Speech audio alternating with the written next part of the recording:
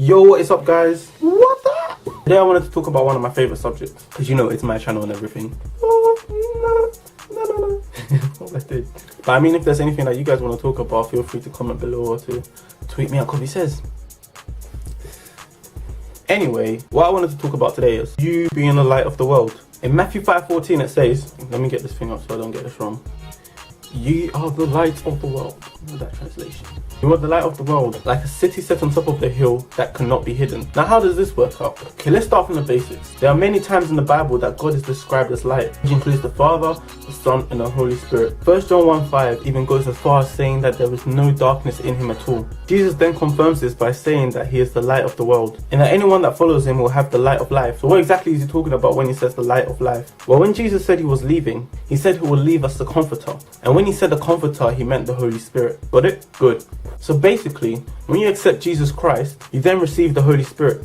And there's one thing that the Holy Spirit does for you. What's that, Kobby? It then also makes you the light of the world. No. Okay, now that we've established that people who accept Christ are seen as the light of the world, there are certain responsibilities that come with being the light of the world. One of them is standing out. Knock my camera down. One of them standing out. And when I mean standing out, I don't mean by words. There's a lot of people saying that they're the light of the world without the actions to back up what they're saying. It's a funny thing that God will use light to describe us rather than anything else, because you can't really hear light. I'm just saying.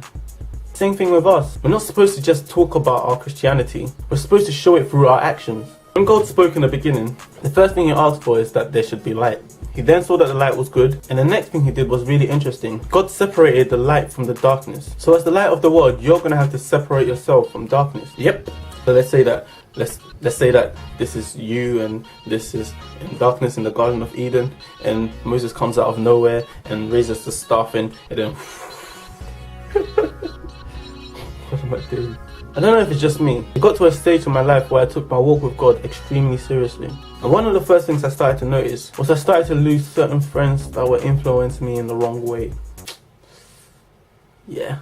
Now, I'm not describing those people as darkness. I just think it's God's way of separating me from the things that he knew weren't good for me. And as life went on and I learned more about the word, I started to naturally separate myself from the things that weren't seen as good in the Bible. So start to look at yourself as the light of the world. With the Holy Spirit inside of you, you're supposed to shine light on the world. So as the light of the world, you have a responsibility to manage what God has given within you to glorify him. There are so many people out there in darkness. People should be attracted to you. You're supposed to be the light that shows them the way to the Father, all to glorify God. You have been chosen, so use it wisely.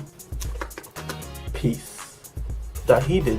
But one of the main things that I want to talk about today, people don't like putting too much emphasis in forgiveness within grace because they feel like it gives you permission to sin. Does it? Does it? Does it really? Let's look at it this way.